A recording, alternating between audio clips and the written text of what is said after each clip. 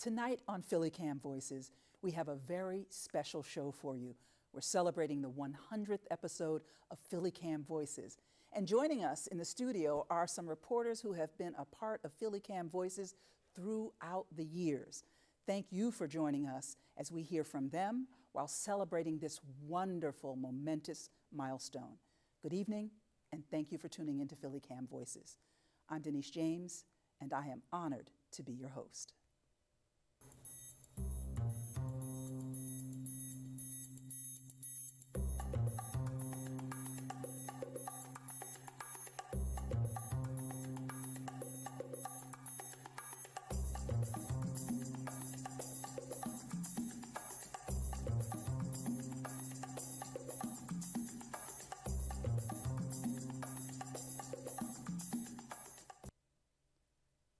Joining me in the studio tonight to celebrate this 100th episode of PhillyCAM Voices are community reporters Chinchilla Jonesia, Connie, Komm, and Barbara Ellis.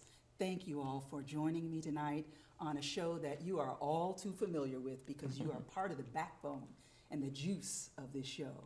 So welcome. Thank you. Let's just talk a little bit about why you do this. Why are you contributors to PhillyCAM Voices?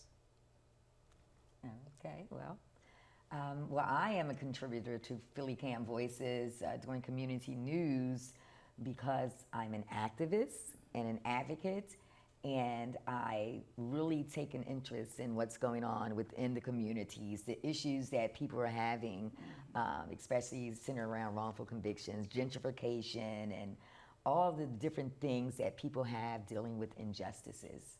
And PhillyCAM Voices is a place that we can do that freely, yes, unlike mainstream media. Barbara, what does it mean to you? Well, I work as a college access advisor working with teenagers, and they're amazing, but those aren't the stories that we hear. And so all of the stories that I have done have been featuring programs or just highlighting and putting the spotlight on young people who are doing things in Philadelphia that we may not know about. Connie, what drives you as a PhillyCAM Voices reporter? What drives me is the fact that there's a lot of good things happening in and around the city. There's bad things happening in and around the city, but it seems the regular media doesn't really cover what's really going on. So I like to, what drives me is doing stories that I care about that I think other people should know about.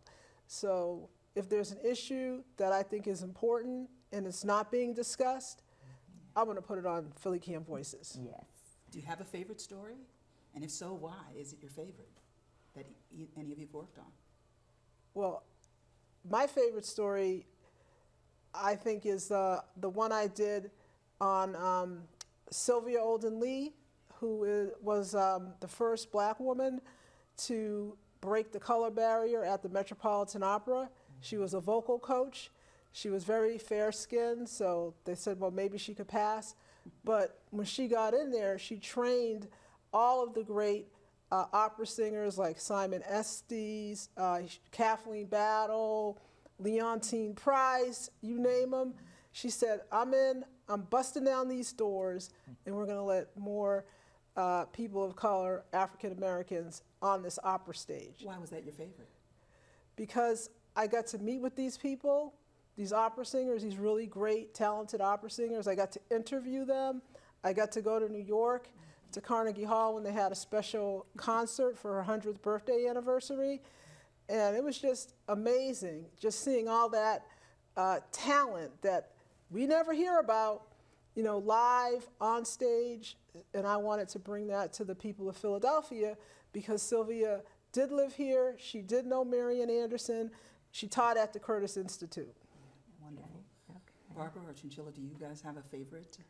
I would say that my favorite was the first one that I covered, which was the teenagers doing the play captains on the play streets. So in West Philadelphia and in Kensington, they hire 15 to 18-year-olds and they actually create camp in the neighborhood. And so they're reading to them, they're playing games, singing songs, and it's a workforce development opportunity, but then it's also creating mentorships and giving, just bringing joy to the neighborhoods. And so that was it that joy that makes your socks go up and down when you start thinking about your favorite story? Yeah.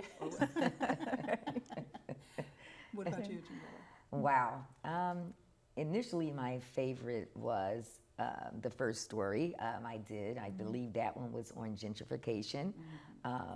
At that time, gentrification had just began in South Philadelphia. And that was very interesting. I interviewed different residents that had been there for years and decades, and I also interviewed people that had just come into that area. And that was interesting. But this year, I have a favorite one that has topped that one, and that's the story I did on Pennsylvania historical exoneree Vincent Moto, who was the first man to be exonerated through the use of DNA here in the state of Pennsylvania. And, he's fighting for a compensation bill. He has been since 1996. And so we still don't have one in this state yet. And we're working on it. It's been almost 30 years. Yes. And he's not been compensated. This year he for celebrated his 28th year of freedom. And still no compensation bill in this state. What about that story and working on that story resonates with you to make it your favorite? Well, to hear the passion and to see the emotions that he still has after being out for now 28 plus years, it's just something that you feel. Like if you look at that story, you will actually feel like how he's feeling. But we will never be able to really understand it because we have not been where he's been. But to hear all that he's been through, his mom now is, I think, 87, and she suffers from seizures because of his wrongful incarceration. And then on top of that— From the stress from it. Yes, and on top of that, it took 25 years, 25 years for them to expunge his record, okay? And when they expunged his record, they did it. Larry Krasner was the DA then, and his story is so compelling and just so, it makes you angry. Okay, so it made me angry. It made me cry, and the fact that they found the guy that actually committed this rape, and the guy is still on the streets, because the police department allowed the statute of limitations to run out, so they never brought him in and arrested this man. Yet Vincent Moto did all those years behind bars, an innocent man. An innocent man, so that's my favorite story because people need to hear it. People need to become passionate and help fight against that injustice. Now, this really feels very much like community journalism. Yes. Why is community journalism so important? It's a lot of what we see produced in PhillyCAM and definitely Yes. PhillyCAM Voices. Yes. Why is community journalism so important? What impact does it have? Wow. Well, Anybody want to tackle that? you want to start, Denise, or I can go ahead. I could go. Okay. I think the impact that community journalism has, it has like a rippling effect. Even though a lot of the stories are about Philadelphia or things going on in Philadelphia, it ripples out to the whole country, because we think of it like, okay, Philadelphia. I think of it YouTube. I think of it Instagram or whatever they're doing. This is not just, our stories aren't just impacting Philadelphia, they're going out all over the world. Right. Yeah. So that's the reach. What's the impact? And the impact is that we can get change. Yeah. If we can get, like in that story, change. We get change in the way people think about things. Because I know some stories I've done, I went in with one preconceived notion.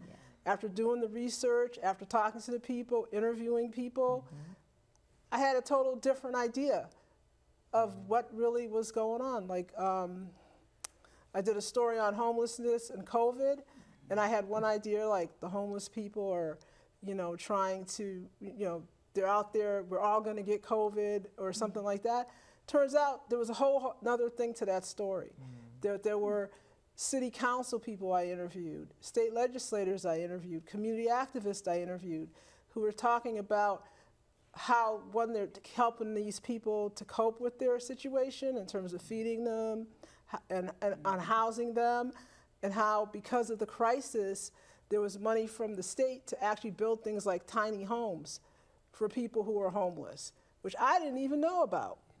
I didn't know about it. So to me, that was a great impact. Okay, I'm learning things. If I'm learning, the community's learning. Absolutely, you can turn in the change. Yeah. Anybody else? Yeah, I feel as though the impact that it has is major, simply because we can report and do stories that are dear to our hearts, unlike mainstream media. Right. Okay, they censor you. They'll, you know, delete some of the stuff. They don't want you to talk about certain issues. But here at PhillyCAM Voices, we can talk about any issue that we want to cover. And that is passion. And it helps others that see us around the world to become compassionate. And then the issues that we deal with right here in Philadelphia, they're issues that people are dealing with all around the country and around the world. They're all dealing with these same very issues, maybe on a different level, but they can relate to what we're reporting. So I think that's the beauty of PhillyCAM Voices. Do you feel, oh, you were going to say? No, and I think also, you know, as I work with young people, it validates them and also it empowers them. I did a story on the Youth Poet Laureate, and she was saying that she was kind of feeling a bit despondent because it was at the time where young people couldn't be in the mall without supervision. She was like, I didn't do anything. My friends didn't do anything. And so to be able to give voice to them and to also let them know that they're seen, you know, everywhere they go. Like one of the things that she was saying is like, people make assumptions, but nobody's listening to us. No, you know, at school, we're being told what to do. Throughout, you know, our lives, we're being dictated to. And so to be able to have a platform where multiple voices, you know, throughout our communities can be, you know, shared, I think it's important. That's what I appreciate about this forum. Yeah, Philly Voices. Before you started doing this, had you had opportunities to do stories? And if so, is it any different now when you reach out to people? Do they say, of course we want to talk with you because you're community-based? Or do you get resistance? No, I was new. You know, I just sent 2 boys off to college, and it was kind of like, what am I going to do with, you know, with my time? And having been in that space and spending a lot of time, you know, with young people as a teacher and in other settings, it was just like, how can I develop certain skills? That was important to me. But then also through this medium, how can I tell these stories? And I didn't have any experience, so. And I want to talk a little bit about the future of PhillyCAM Voices, but before we go there, I'd love to know how you're impacted by the work that you've been doing. Wow. I mean, your work definitely impacts people Yeah. who watch it, who Yeah. learn from it, but how are you impacted by doing this work? Wow. I would say for me, personally, the impact is being able to go and talk to all kinds of people, right, and interview them and call them and whoever their people are who try to protect them, right, to break through that and actually get the person on the phone, get them to agree to do an interview. You know, I'll meet you wherever you want to get beat. You know, you don't have to come to the studio, come to your office, I'll be there. So to me, the impact has been, it's making me a better storyteller. It's given me the confidence to go out and get the story, including like just one real quick example. I had a story I did on diversity in the IT, and I was scheduled to do the interview on March 13th, 2020. And the guy was like, yeah, well, you know, we could do it next week or the week after. I was like, no, we got everything set up. Let's do it today. We're going to do it today. And he said, oh, okay. So we did the interview and everything, interviewed another person that day. And the funny thing was, or ironic, there was no Wednesday after that. because Friday, everything shut down. So that idea of just making sure you get your story when you get your story, I think, to me, that's real important. Yeah. So when you look in the mirror and you see the impact on you, what is it that you see? Are you encouraged? Are you? Oh yeah, I'm encouraged, and I'm encouraged, so encouraged. I got my own home studio.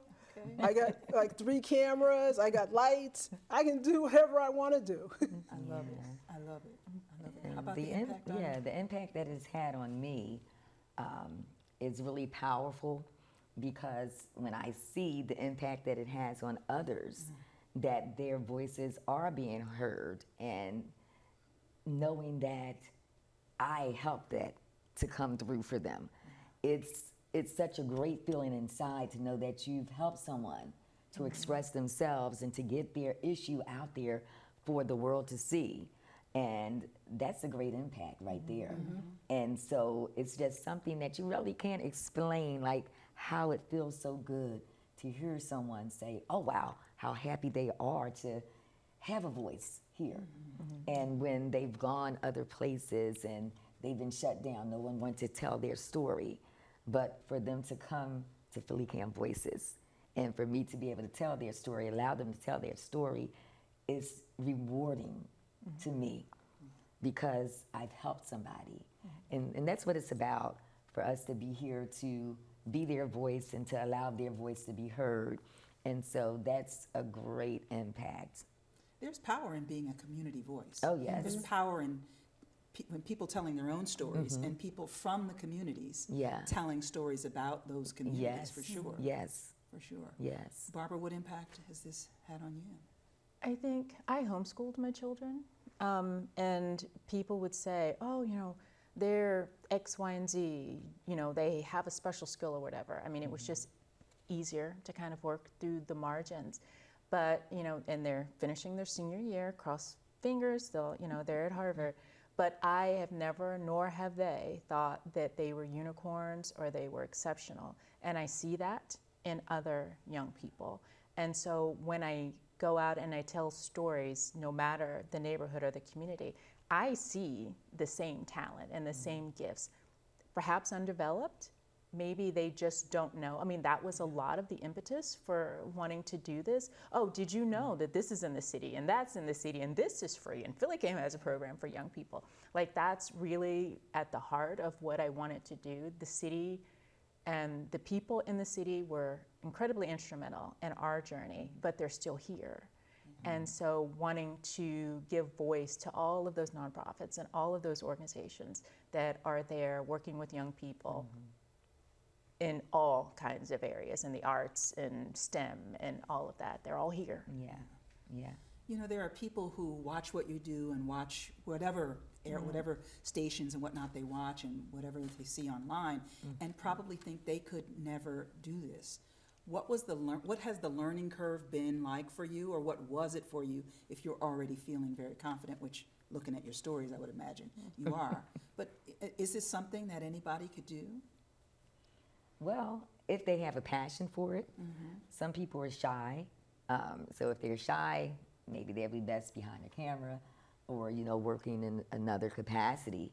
But to be on camera, it's different. So I think you have to be outgoing and, you know, don't mind speaking and interviewing people. So some people are born with that passion of the gift of gab. So you have the gift of gab, yeah, you're gonna do great. But if you have a passion to do this, you can. You know, if it's something that you really wanna do, you can. If you don't know where to begin or how to start, guess what? PhillyCAM can help you, okay? Because, you know, that's what it's all about. And like, as a community reporter, we're always growing.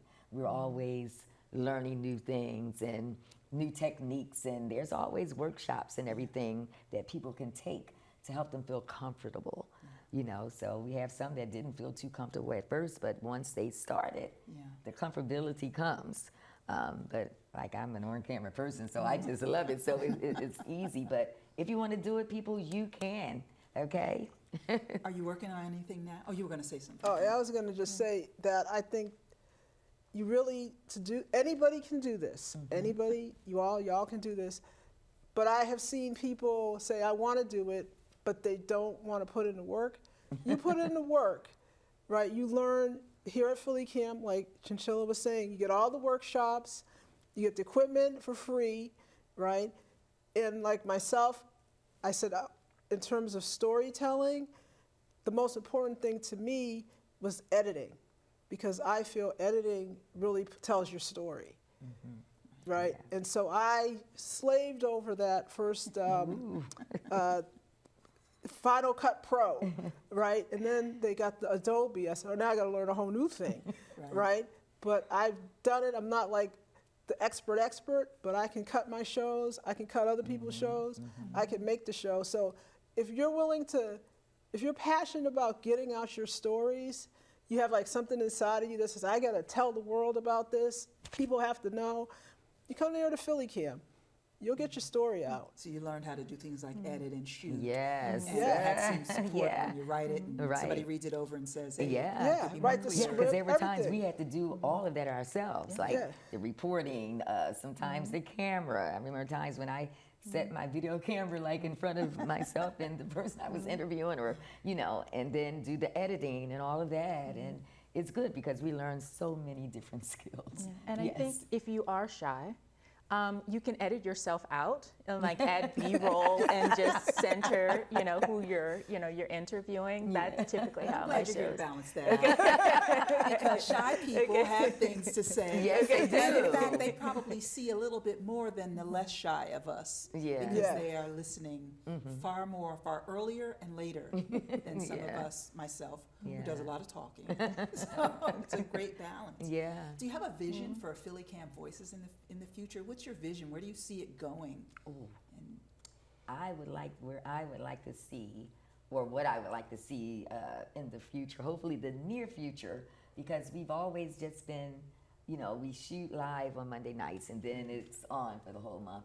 It would be great if we can do it weekly, because there's so many stories out there to tell, and we have to wait a whole month to, you know, to cover another story and for that to get out there. So I think we can make a greater impact if we can do it every week, you know, have a weekly show with different stories, but then people can still look at all the other ones because they're all online anyway. So I think that would be great. you might want to recruit a couple of extra producers. Yes, Yeah. definitely need some more producers, and but I would love to see that happen. Yeah. Either of you, any thoughts about Yeah, any vision for? I'm kind of like an analytics person. On YouTube, I look at the analytics. Yes. So I would like to see the viewership of PhillyCAM Voices grow in some way, because I don't think we're reaching enough of an audience. We have great stories. We have people who have stories to tell, things you never thought of as an individual. And if we can somehow, through the analytics, get that audience up, I think that would really help, one, recruit more producers, so we could maybe do a weekly thing, like everybody does one a month, and everybody can do, you can have one a week. But we need to get the viewership up, in my mind. Well, you know, if you have ideas, you can always submit a proposal, go to the board meetings, that kind of thing. and Yeah. Perhaps get some people on the team with you to push something forward that would be helpful. I can't imagine anybody would say, no, we don't want Okay. to work on getting more viewers and, Right. and more people to participate. Yeah. Any thoughts about future for PhillyCAM Voices? No, I mean, to Connie's point, I stumbled on the program. I just happened to be on the website that day looking for something, and I was like, oh, you know, let me apply for this, and I was fortunate to get in. And I don't know, I mean, I know it airs in lots of different places, Roku and that, but it would be nice, you know, after every show, you know, you take it and you send it to your friends and my mother and, you know, and things like that. But I think having been a part of this cohort and also the radio cohort, the stories are phenomenal. Yeah. And so, Any ideas for the next stories you might want to work on? Well, my next story is actually going to be interviews with exonerees, so men and women that were wrongfully incarcerated that were not able to vote because they've been in prison since their teenage years. And so this year there's 3 that they'll be able to vote for the first time. Because in Pennsylvania, people with felony convictions Right, they can cast votes. Yeah, not in prison. Once they get out. Yeah, once they they're get out. released, Yeah, once they get out. So then there's there are 2 that voted during the primary. And so that's going to be exciting to hear what it was like for them to be able to vote for the very first time. We're talking about men in their 50s. One just turned 60, you know, and he just voted for the first time last November. Wow. Yeah. And so that's going to be really exciting. And then the other is a seat at the table, which is centered around getting more younger people out to vote. And that's interesting. So that's with State Representative Morgan Cephas. And also, yeah, so those are my next stories. I'll be looking for them. Yes. Any story ideas that either of you are thinking about? The one I've been circling around is the Philly Fixers Guild.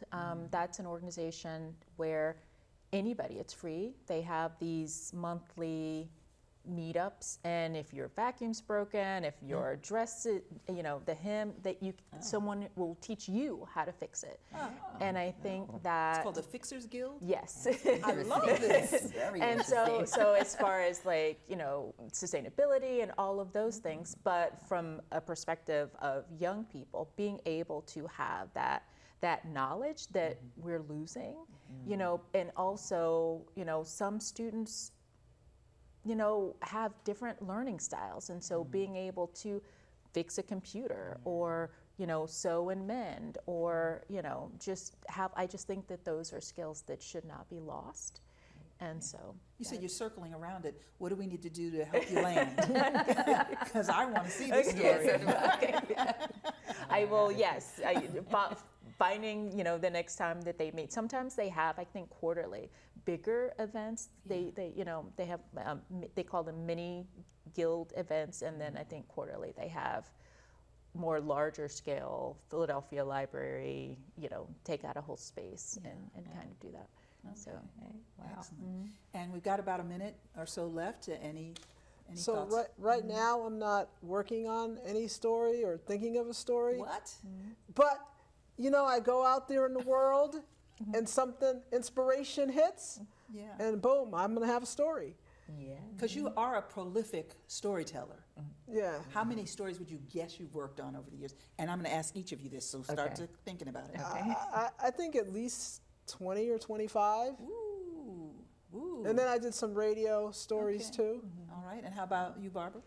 I think maybe 4 for Voices, All right. and maybe the same I just started last year, Okay. and for Block by Block, the radio program. Chinchilla? Okay, I think for me, maybe about 15, 20 maybe. Connie, I think we both started when Voices first started in Well, I think 2016. we were the first Yeah, voices. we were the first ones. We were the first Yeah. cohort, they call it now. Yeah. We didn't Yes. even know what it was called. We were Right. the first. Yeah, 2016, I think that was. So. Well, I thank all of you for helping to have a powerful impact on Philadelphia and beyond with social media, et cetera, with story by story. Yes. Story by story. Thank you and encourage you to continue. And I want to thank you for tuning into this episode. You can also watch our show on YouTube and Roku and follow us on Facebook and Instagram. We'll see you next time.